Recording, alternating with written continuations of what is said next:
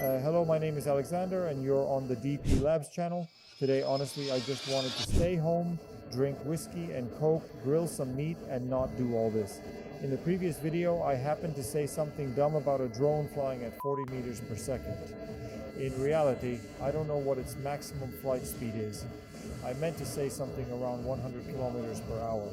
But when I'm poking a camera at you like this and saying, talk, talk, things just come out wrong.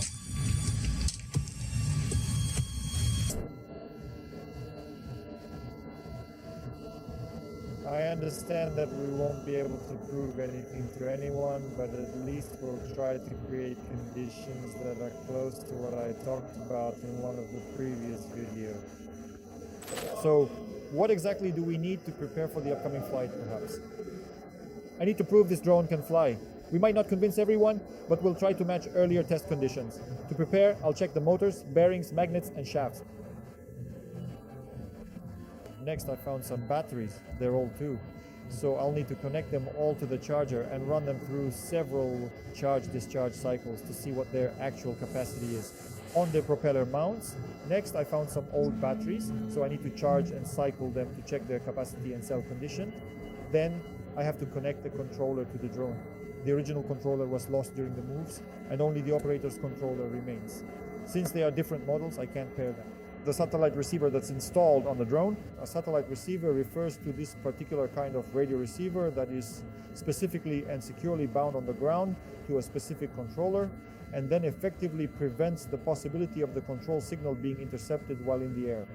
The very first thing you need to do before doing anything at all with the drone is to remove the propellers. This is the first rule, and it's simply not up for discussion.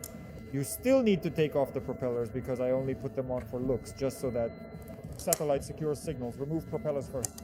I'm not even sure they're in the right order. I've removed the propellers, and now I want to unscrew each motor and check the condition of the bearings. Remove the rotor, poke at each magnet to see if it's holding in place, check if the glue hasn't dried out, and just do a routine inspection and maintenance.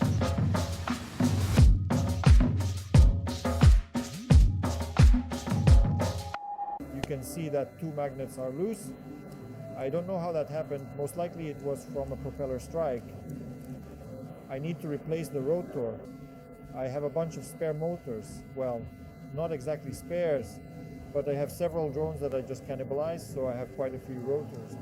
Two magnets are loose, likely from a propeller strike. I need to replace the rotor, but I have spare motors from other drones, so I have extra rotors. Before reinstalling, I'll lubricate the bearings by adding oil and spinning them. We carefully install the rotor. Just make sure you don't forget the important retaining ring. If you fail to install the retaining ring, the rotor can actually fly off together with the propeller right in the middle of a flight. I've seen that happen before, though fortunately not on mine. Install the rotor, but don't forget the retaining ring, otherwise the rotor and propeller could fly off during flight. I've seen it happen, though not on my own drones, and it looks funny. While the soldering iron heats up, I want to connect the pulse to check its power and see if it works in the soldering station. I have a power supply with adjustable voltage, which means I can change the voltage output as needed. I'm going to connect the controller to this power supply, and then I'll gradually increase the voltage step by step to see at what specific voltage it actually turns on. This is just to make sure I don't accidentally burn it out or damage it in any way, especially since I don't have a spare controller available as a backup. Oh, I see 7.4 volts at the top. So I'm increasing it slowly, and now it's charging. Looks like it's showing 11.1 volts. Let's set it to exactly 10 volts and... Alright, it's clear now. The maximum voltage for the controller is exactly 11.1 volts. I can't connect this satellite because I simply don't have the necessary connectors here on the drone. That's because one of the main rules in drone building is that there really shouldn't be any connectors at all. Any connector can oxidize at the worst possible moment, which will likely be during flight. I've had enough crashes due to oxidized connectors and all sorts of unreliable relays in the power supply.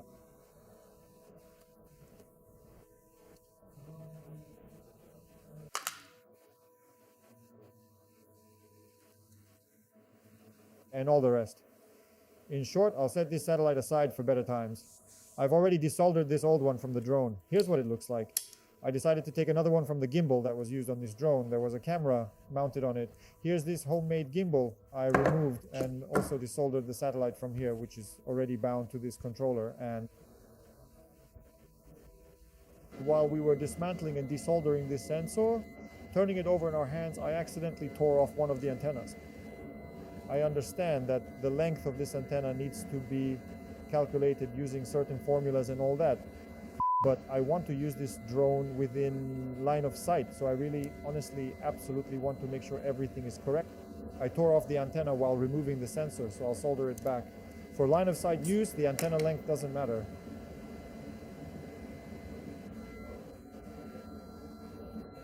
I don't want to mess with the control board, mainly because it's a sensitive part, so instead I'll just solder it here to avoid any unnecessary risks.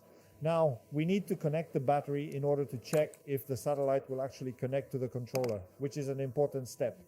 The only connectors I have on the drone are the ones for the battery. First, they're huge and not very convenient to use. And second, I have to change them every 10 minutes with constant drone use, so that's not really an option. That's not an option.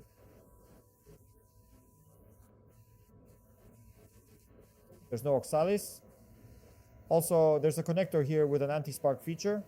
If you connect the connectors without the anti-spark, very large currents flow because there are 16 capacitors here that all start charging at once, which causes a big spark and the connectors wear out quickly. Now I need to set up the controller because it was previously used to control a camera, which has its own specifics. So, left stick up and to the left. Calibration, yes, the accelerometer calibration is done. Next, I need to start it up. Well, it seems everything is ready.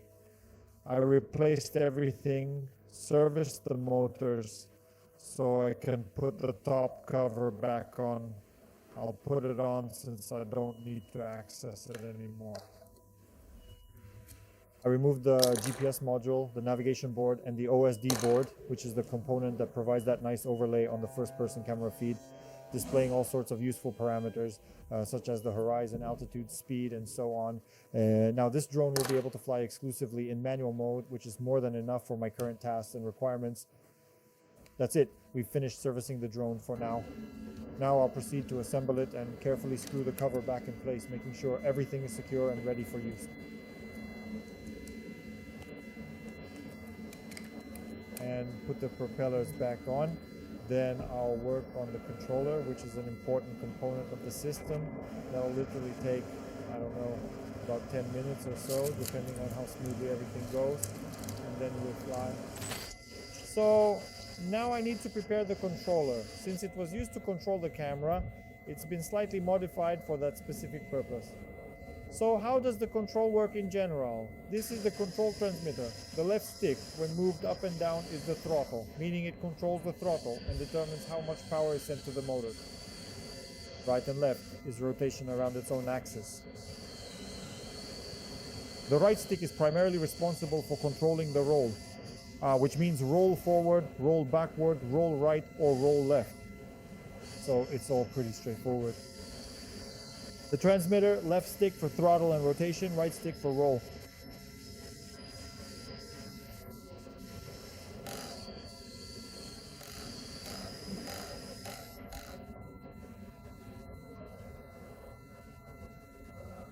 The thing is, the right stick doesn't return to the center by itself. On one axis it does, but on the other it doesn't. And for controlling the drone, that's inconvenient because I'll always have to find the sender position with my finger. I want to take apart the transmitter now and fix it so it works properly. Hopefully it'll work out.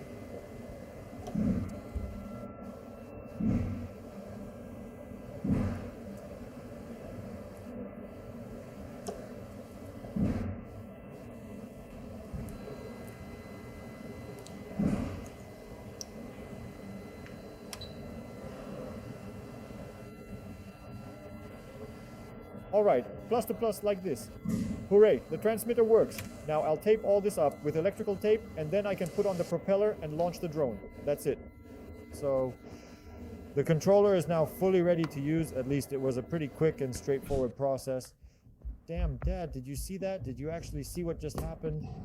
Alright, I want to talk a bit more in detail about propellers and specifically what kinds there are in general. I have quite literally 4 different types of propellers here. The first one is a regular standard propeller made of ABS plastic material. They're pretty cheap and affordable, I think about $1.50 for one individual propeller.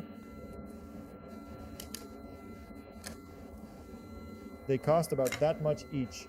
I learned to fly using these. They're cheap and do their job, but they do have a few drawbacks.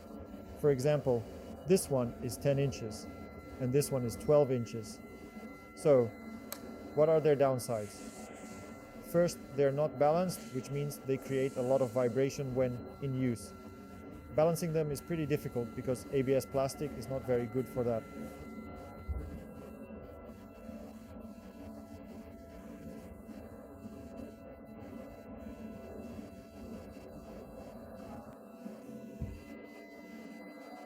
With sandpaper, and honestly, there's no point balancing propellers that cost $1.50. The second big drawback is their flexibility. During extreme flying or heavy loads, they flex and wobble. In slow motion, you can see the propeller bend, which affects thrust direction, control accuracy, and overall flight stability.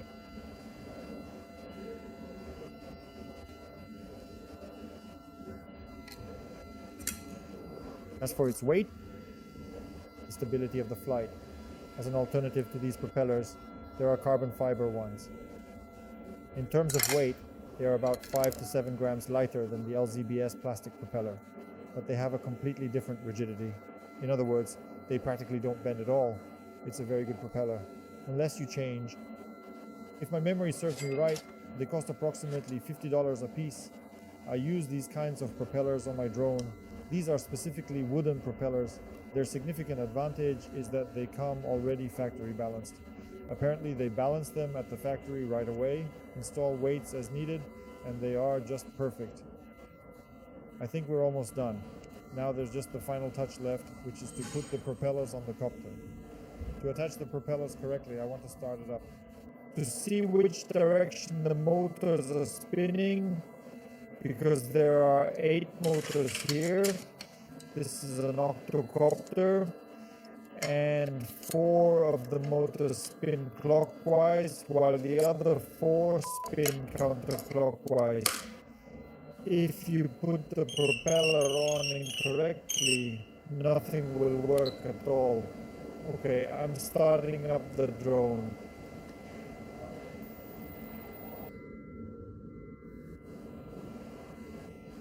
Alright, let's go ahead and turn it clockwise. Okay, that's done. Now I need to set the propellers so that they are positioned vertically. You can basically do this just by eye, since if the thrust vector is a little off from being perfectly vertical, nothing particularly bad will happen. The important thing is that any deviation from vertical should be consistent for all the propellers. This way, the overall performance remains stable. Well, that's it for now. I think I've checked everything that needs to be checked at this stage. We can now move on to the next part.